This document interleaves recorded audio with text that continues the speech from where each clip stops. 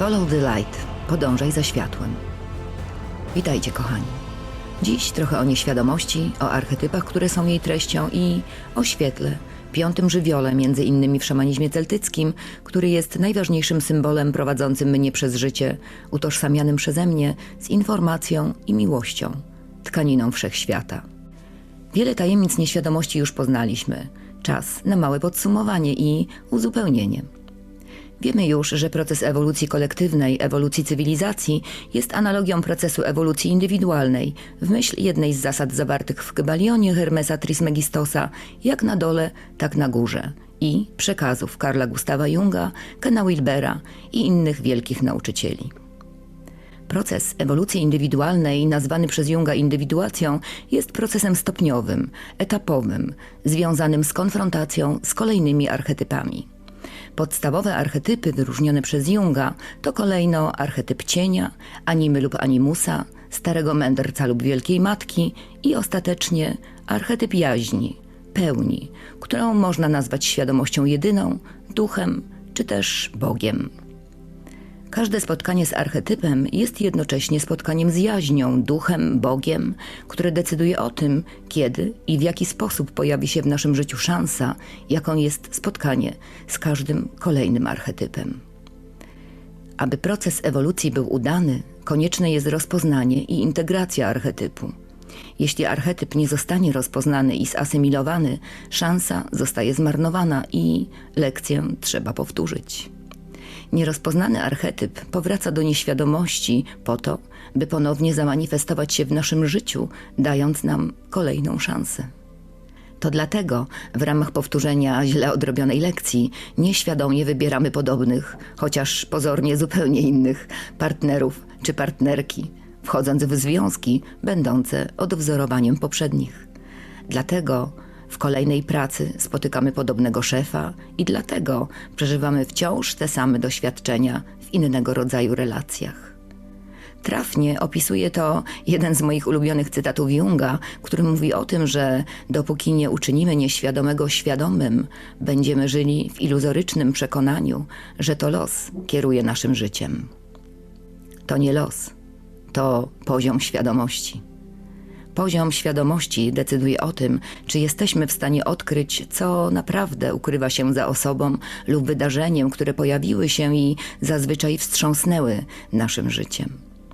Innymi słowy, poziom świadomości decyduje o tym, czy archetyp zostanie rozpoznany i zintegrowany, czy też nie.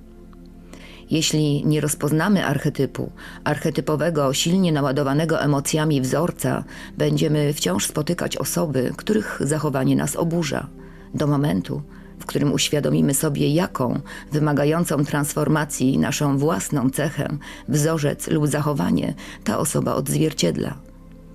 Ważny jest tu wspomniany emocjonalny, afektywny aspekt doświadczenia. Trafnie opisują to słowa Hermana Hesse, przyjaciela Junga. Nie oburza nas coś, czego w nas nie ma. Nierozpoznanie archetypu sprawia, że tworzymy związki oparte na projekcji naszej własnej nieuświadomionej części, animusa w przypadku kobiet i animy w przypadku mężczyzn. Będziemy powtarzać te lekcje, wchodzić w podobne relacje, dopóki nie rozpoznamy w sobie ukrytej w nieświadomości części. Dopiero jej uświadomienie może sprawić, że staniemy się zdolni do stworzenia związków opartych na autentycznej miłości. Na miłości wspierającej i niezawłaszczającej. Miłości, która nie jest zdeterminowana nieuświadomionym brakiem. Jak już wiemy, analogiczne prawa obowiązują w skali makro. Jeśli jako cywilizacja nie rozpoznamy i nie zintegrujemy archetypu, który wkracza w naszą rzeczywistość, będziemy musieli lekcję powtórzyć. Dokładnie tak, jak to już miało miejsce w dziejach ludzkości, kiedy kolejne epoki kończyły się resetem cywilizacji niezdolnych do twórczej transformacji. Niezdolnych do ewolucji prawdziwej, która, jak także już wiemy, nie może się dokonać z pominięciem jej duchowego aspektu, który przenika każdy z pozostałych. Wiemy już, że nasz największy sprzymierzeniec, duch nieświadomość, nieustannie wysyła do nas informacje, instrukcje, posługując się swoim własnym, symboliczno-metaforycznym językiem. Pod powierzchniową warstwą psychiki istnieją historyczne warstwy, które żyją i są stale aktywne w każdym z nas, być może w stopniu, jakiego nie potrafimy sobie nawet wyobrazić. Poziom świadomości decyduje o tym, czy potrafimy je dostrzec, odebrać i właściwie zinterpretować. Wiemy także, że duch nieświadomości wyraża się poprzez mity, baśnie, legendy i inne artefakty szeroko pojętej kultury oraz przez sny. Metaforycznym opisem wciąż powtarzającej się lekcji są takie artefakty kultury jak na przykład wspomniane już wcześniej filmy Dzień Świstaka i Na skraju jutra. Metaforą procesu ewolucji indywidualnej jest podróż bohatera, opisana przez Josepha Campbella w jego książce Bohater o 1000 twarzy. Ta indywidualna, niepowtarzalna dla każdego z nas podróż została nazwana mitem indywidualnym lub monomitem. Wątek drogi bohatera pojawia się w wielu dziełach literackich i filmowych, a schemat jego podróży stanowi podstawę większości scenariuszy literackich i filmowych oraz warsztatów uczących ich tworzenia. Kulturowym przykładem metaforycznej podróży bohatera może być baśń o szewczyku Dratewce, który zabija smoka i zdobywa królestwo wraz z królewną, lub film Matrix braci, dziś sióstr Wachowskich, gdzie Neo wyrusza w inicjacyjną podróż, spotyka swój cień, którego reprezentują Cyfer i agent Smith, Animę, którą jest Trinity, starego mędrca, którego symbolizują Morfeusz i Wyrocznia, a następnie umiera, by odrodzić się jako nowy, dysponujący nowymi umiejętnościami i wiedzą człowiek. Jego pełna przygód podróż opisuje kolejne etapy transformacji ego, a śmierć i odrodzenie jest metaforą transformacji ego, procesu, w którym w miejsce starego, uśmierconego ego pojawia się nowe, odrodzone ego o poszerzonych o nowe, uświadomione treści nieświadomości granicach. Przykładem metaforycznej podróży bohatera jest także historia Ozyrysa, Prometeusza, Buddy, Mojżesza, Mahometa czy Jezusa. Archetypy ewoluują. Są dynamiczne, zdolne do przemian i rozwoju. I współczesny wariant podróży bohatera jako metafory ewolucji człowieka także uległ transformacji. Został zmodyfikowany, przybierając formę podróży bohaterki, symbolicznej ilustracji ludzkiej ewolucji, która włącza brakującą, zepchniętą do nieświadomości energię żeńską. Autentyczna ewolucja, zarówno jednostkowa, jak i zbiorowa, jest procesem włączania tego, co oddzielone, łączenia tego, co zostało rozdzielone. Jest powrotem do całości, drogą do pełni. Archetyp zasady żeńskiej, moim zdaniem, bardzo wyraźnie manifestuje się, jednocześnie domagając się urzeczywistnienia na poziomie nieświadomości zbiorowej, w jej metaforyczno-symbolicznym języku. Czym różni się podróż bohaterki od znanej nam już podróży bohatera? Przypomnę, że koncepcja podróży bohatera obejmuje kilka etapów podróży. Niewiele mitów opisuje wszystkie wymienione przez Campbella etapy. Niektóre koncentrują się na jednym z nich, inne omawiają kolejne kroki w zmienionej kolejności i na różne sposoby. Jednak klasyczny schemat mitologicznej podróży archetypowego bohatera, wzorowany na tzw. rytuałach czy też obrzędach przejścia, obejmuje 3 podstawowe stadia: oddzielenie, inicjację oraz powrót. Poznajemy więc bohatera w jego codziennym, zwykłym świecie, z którego po otrzymaniu i zaakceptowaniu, zwykle po wielu wahaniach, wezwania, wyrusza on w inicjacyjną podróż. W nowym, niezwykłym świecie magicznych mocy bohater przeżywa wiele przygód, spotyka przeciwników i sprzymierzeńców, zostaje poddany wielu zadaniom i próbom, którym będzie musiał stawić czoła sam lub z pomocą sił nadprzyrodzonych. Jeśli rezultat wszystkich sprawdzianów, testów i prób, w tym tej ostatniej, najtrudniejszej, transformującej, jest pozytywny, bohater zdobywa nagrodę. Wielki dar, z którym następnie ma powrócić do świata, który opuścił, by dzielić się tym darem, nowymi umiejętnościami, wiedzą z innymi. Tak wygląda w największym skrócie schemat podróży bohatera. Schemat podróży bohaterki także opisuje proces transformacji, jednak w niektórych aspektach znacznie się od podróży bohatera różni. Podróż bohaterki charakteryzuje nie działanie i osiąganie, jak to ma miejsce w podróży bohatera, lecz uczenie się i doświadczanie. Archetypowy bohater w swojej podróży musi walczyć z niebezpieczeństwami, by wywalczyć sobie zwycięstwo, gdy tymczasem bohaterka słucha i obserwuje. W przeciwieństwie do bohatera, bohaterka nie zabija smoka, lecz się od niego uczy. Przeciwnicy bohatera poddają próbie jego spryt, siłę i intelekt. Przeciwnicy bohaterki poddają próbie jej empatię. Wymagają, by także i ich przeżycia zostały dostrzeżone, uszanowane i zrozumiane. Podróż bohaterki jest nie liniowa, lecz cyrkularna. Bohaterka może powtarzać etapy, lecz za każdym razem na innej płaszczyźnie. Podróż bohatera jest przyczynowo-skutkowa. Podróż bohaterki jest synchroniczna. Możemy początkowo, podobnie jak sama bohaterka, nie rozumieć sensu i celowości jej podróży.